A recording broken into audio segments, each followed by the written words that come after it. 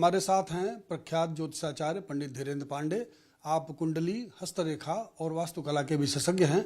आज हम दीपावली के मुहूर्त और धर्म, अध्यात्म, संस्कृति समेत अन्य विषयों पर आपसे बातचीत करेंगे। सबसे पहले हम आपसे दिवाली के विषय में जानना चाहेंगे कि जो भ्रम की स्थिति है कि दिवाली आज है, कल है या दोनों दिन है, इस पर थोड़ा हमारे दर्शकों की जिज्ञासा शांत करिएगा।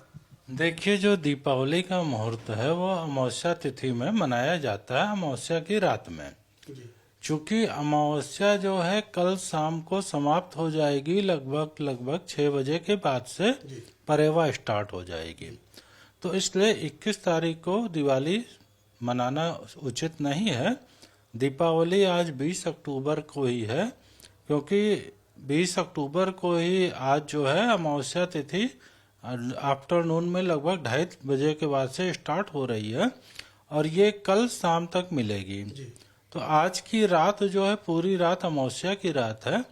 हमेशा दीपावली का पर्व अमावस्या की रात में मनाते हैं, क्योंकि सिंह लग्न में भी पूजा होती है रात में लगभग 1:40 से लेकर के और 2:55 के बीच, 3:55 के बीच में मॉर्निंग में, वो भी आज ही रात को मिलेगी।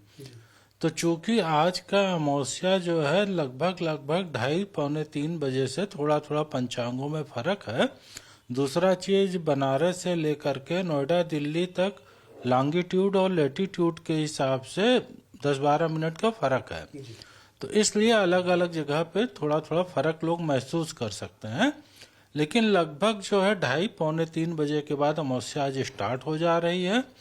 चूंकि हमको शाम को भी जो प्रदोष काल है वहां भी अमावस्या आज मिल रही है, रात में भी मिल रही है और कल प्रातः भी है। तो इस कारण से हमको दीपावली 20 अक्टूबर 2025 को पूरे भारत में मनाई जा रही है। कुछ जगहों पे जो बहुत रिमोट है, मान लीजिए कभी कन्याकुमारी जैसे हों या कश्मीर या अरुणाचल प्रदेश एक्सट्रीम पे, वहां पे हो सकता है कि लॉन्गिट्यूड लेटीट्यूड के कारण से 10-20 मिनट का फर्क आ जाए सूर्योदय सूर्यास्त के हिसाब से।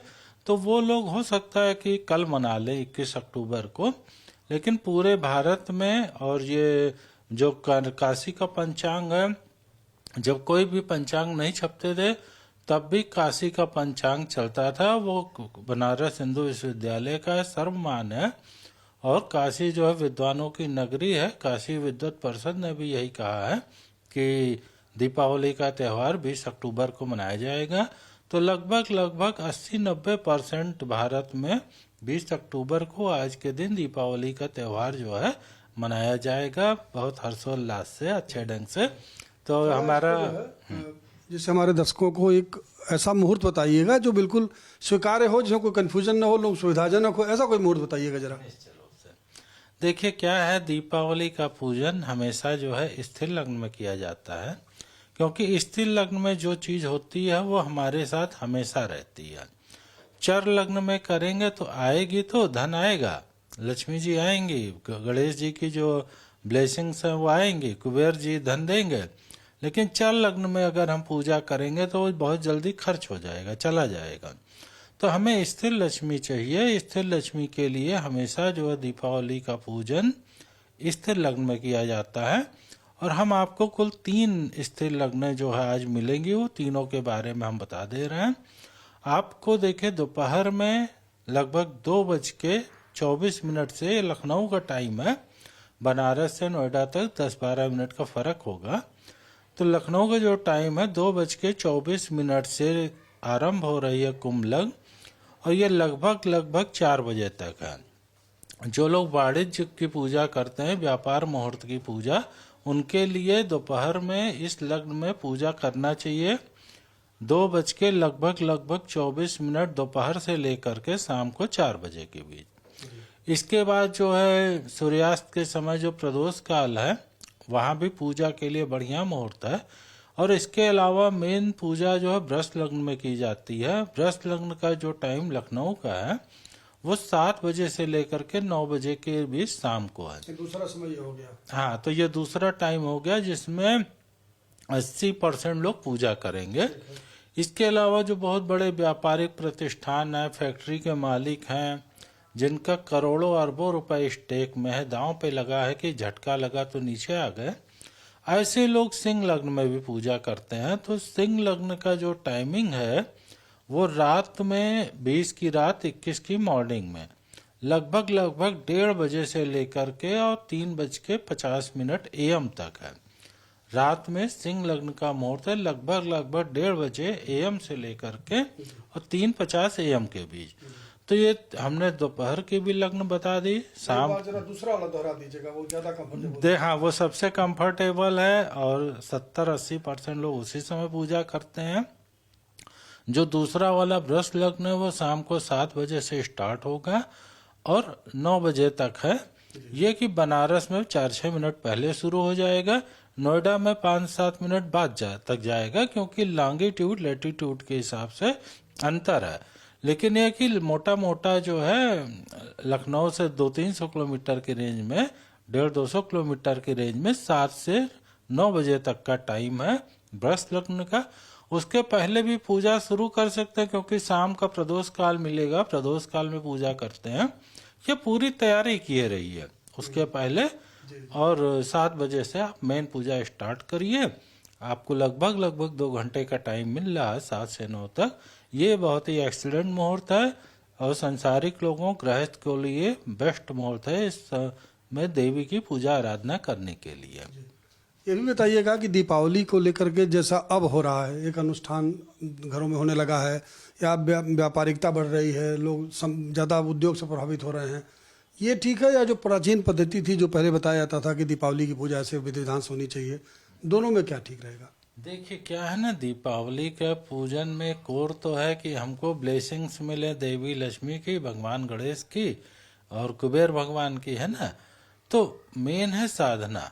अब उसके लिए लोग अपनी अपनी सुविधा के हिसाब से अलग अलग कर रहे हैं। पहले हमारे देश में वाणिज्य कम था, क्योंकि हम एक कृषि प्रधान इकोनॉमी थे।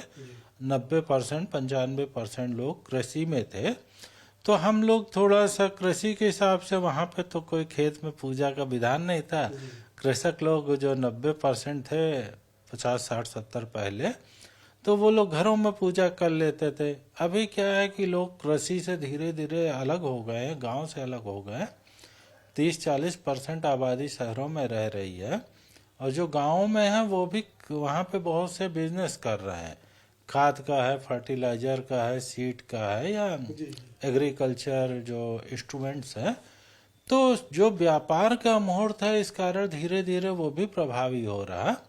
तो समय चूंकि बदल रहा, और भारत का जो सनातन धर्म है ये कट्टरता नहीं है जैसे बहुत से संप्रदायों में है।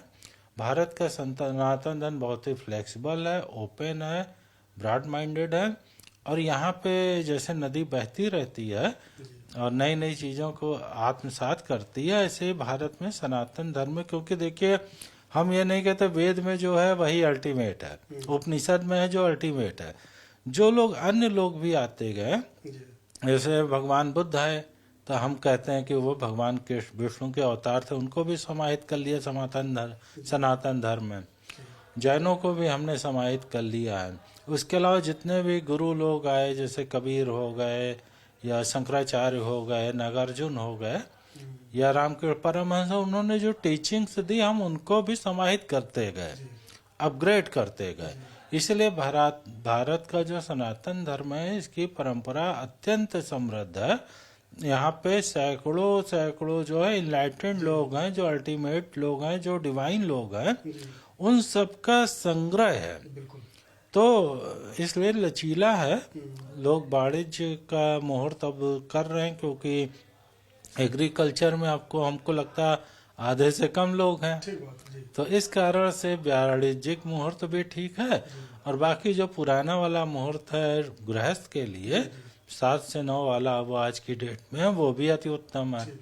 और जो विशिष्ट साधक हैं, जिनके अरबों रुपए के इन्वेस्टमेंट हैं, अडानी अंबानी जैसे लोग, वो सिंह लग्न में भी कर ले पूजा कि भाई उनको और लक्ष्मी की आवश्यकता है, या हजारों करोड़ के उनके प्रोजेक्ट्स पूरे वर्ल्ड में चल रहे हैं। आप कुंडली भी देखते हैं, हस्तरेखा भी देखते हैं, क्या बताइएगा इधर जो नई पीढ़ी है उसके भीतर क्या ज्योतिष पर आकर्षण बढ़ा है? वो अब खुद भी अपना कुंडली दिखवाना चाहती है, या अपने भविष्य के प्रति लेकर के ज्योतिष को लेकर कुछ सतर्क हुई है? ऐसा क्या अनुभव करते हैं आप?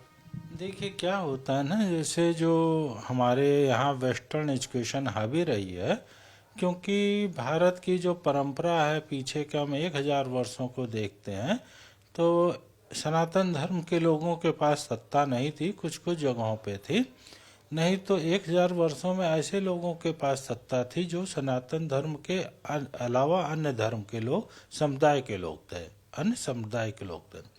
तो उन्होंने सनातन धर्म को काफ़ी नुकसान करने की कोशिश की, यहाँ के मंदिरों को तोड़ दिया, मस्जिद वो लाइब्रेरी वगैरह जला दी, जो धर्मगुरु लोग थे, पंडित जी लोग, उनको भी मारने की कोशिश की। तो जो अब नई पीढ़ी को चूंकि बैकग्राउंड थी नहीं, लेकिन अब जो नई पीढ़ी है, हम सभी लोग टीवी चैनल्स में, यूट्यूब पे, फेसबुक पे, जैसे कई हजार मित्र हमारे फेसबुक पे जुड़े हुए हैं, लगातार हम लोग टीवी चैनल्स पर बोलते हैं, तो उन सबसे युवा पीढ़ी को इसका साइंटिफिक बेस समझ में आ रहा है, वास्तु का भी, ज्योतिष का भी।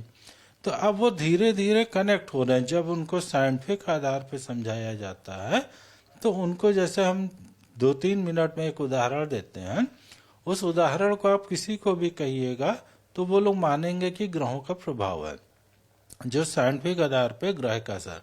देखिए साइंस में हमको ये पढ़ाया जाता है कि जो चंद्रमा ग्रह है, चंद्रमा ग्रह के कारण समुद्र में ज्वार भाटा आता है, टाइड्स, ये साइंस की किताबों में पढ़ाया जाता है स्कूल इंटर में। अब पृथ्वी में 70% पानी है, 30% लैंड है जिसमें 250 कंट्री है और 820 करोड़ ह्यूमन बीइंग है। तो जो 70% पृथ्वी का पानी है इतना बड़ा है, उतने बड़े पानी को समुद्र में टाइड्स मून ला रहा, चंद्रमा ला रहा अपने ग्रेविटेशनल पुल से, गुरुत्वाकर्षण शक्ति से। और हमारे बॉडी में भी 70% पानी है, जबकि हम कितने छोटे हैं, 820 करोड़ लोग हमारे जैसे हैं। तो जो पृथ्वी का रेशियो है 70% पानी, वही हमारे शरीर में 70% पानी है। तो मून जब इतने बड़े सागर को इन्फ्लुएंस कर रहा, टाइड्स ला रहा, पूर्णिमा को सबसे ज्यादा आता है, तो हमारे अंदर भी इन्फ्लुएंस करेगा, हमें भी बहुत ऊर्जा महसूस होगी। हमारे ब्रेन और हार्ट में भी 70% से ज्यादा पानी है। तो पूर्णिमा के दिन चांद जो है पूरे सागर में ज्वार भाटा ला देता है, हमारे शरीर में भी ला देगा, हमारे ब्रेन में भी ला देगा, हार्ट में भी। तो उससे लोग एक्सट्रीम एनर्जी महसूस करेंगे, और जो अच्छाई पे है वो अच्छे ज्यादा करेंगे, बुराई पे है बुराई ज्यादा करेंगे। इसीलिए जो अमेरिका, यूरोप और वेस्टर्न कंट्रीज हैं, जिनके विषय में हम सोचते हैं कि वो ग्रहों का असर नहीं मानते, लेकिन उनकी डिक्शनरी में लूनाटिक एक शब्द है, जो मानसिक तनाव, मानसिक क्रेजी, पागल व्यक्ति को लूनाटिक कहते हैं। लूना माने चांद होता है, लूनाटिक माने चांद के कारण व्यक्ति पागल हो रहा। तो उन्होंने भी जो रिसर्च की तो उन्होंने देखा लोगों का पागलपन पूर्णिमा के समय बढ़ जाता है। तो इस कारण से उन्होंने अपनी डिक्शनरी में लूनाटिक शब्द दे दिया कि कोई पागल हो रहा तो चंद्रमा के कारण हो रहा। नई पीढ़ी बढ़ रहा है या मतलब बढ़ रहा। देखिए पहले तो वो नहीं मानते हैं, लेकिन जब वो जीवन के झटके खाते हैं, या हम लोग प्रेडिक्शंस करते हैं, हम फेसबुक पे लगातार भविष्यवाणी करते हैं, और उसमें लगभग 8-10 हजार लोग जुड़े हुए हैं, जब वो देखते हैं कि हाँ ये भविष्यवाणी इनकी सही हो रही है, तो उनके अंदर जिज्ञासा आती कि भाई ये कैसे प्रेडिक्ट कर देते हैं कई महीने पहले से, और उस तरह की घटना घटती है। तो वो जिज्ञासा बढ़ रही है। अब हम लोग फ्री हैं, हम स्वतंत्र हैं, हम अपने धर्म का प्रचार प्रसार कर सकते हैं। तो इस कारण से अब धीरे धीरे जो अंधकार युग है सनातन का वो समाप्त हुआ। ज्योतिष, योग, अध्यात्म, सनातन धर्म के जो साइंटिफिक आधार है वो सारे धीरे धीरे पूरे विश्व में फैल रहे हैं। अच्छा, एक आखिरी सवाल, आप चूंकि हस्तरेखा के विशेषज्ञ हैं और कुंडली भी जानते हैं, दोनों में किसको ज्यादा वैज्ञानिक मानते हैं आप? देखिए जो कुंडली है वो ज्यादा एक्यूरेट है, क्योंकि कुंडली के हिसाब से मान लीजिए जैसे आज की डेट है, किसी व्यक्ति का जन्म हुआ है ना, तो आज के जब किसी का जन्म हुआ 20 अक्टूबर को, मान लीजिए शाम को दोपहर में, तो हम कुंडली के आधार से जानते हैं कि भाई इसका चंद्रमा अमावस्या का है, वीक है, तो जो चंद्रमा की क्वालिटीज है उसके अंदर कम होंगे। आज से 15 दिन बाद मान लीजिए 5 नवंबर को पूर्णिमा है, और उस दिन किसी बच्चे का जन्म हुआ, तो हम उसको कुंडली से जानते हैं भाई 5 नवंबर को पूर्णिमा है, तो इसका चंद्रमा बहुत मजबूत होगा।